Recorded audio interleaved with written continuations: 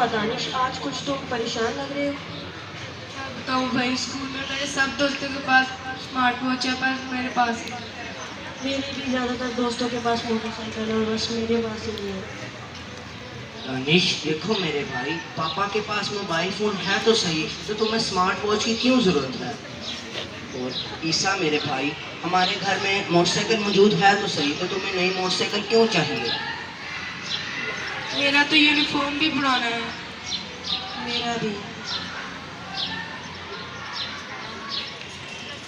بھائی آپ تو بس یہی باتیں کرتے رہتے ہو، آپ کو کیا پتا میرے دوست مجھ سے کن نظروں سے دیکھتے ہیں اور مجھ سے بات بھی کم کرتے ہیں۔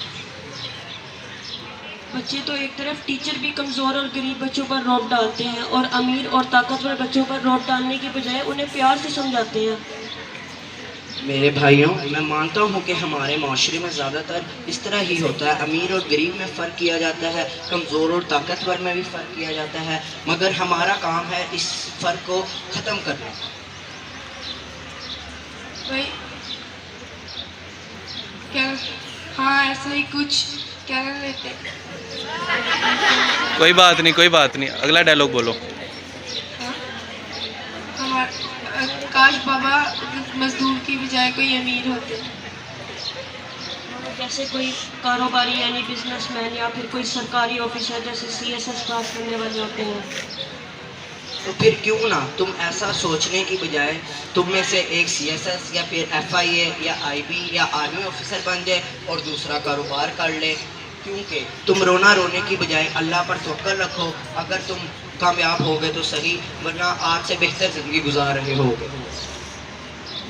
مجھے بزنس کرنے کا شوق ہے اور مجھے ٹیکنالوجی پسند ہے، اور موبائل اور جیسے موبائل، اسمارٹ واچ اور لیپ ٹاپ وغیرہ، میں اس کی تعلیم اور تجربہ حاصل کروں گا۔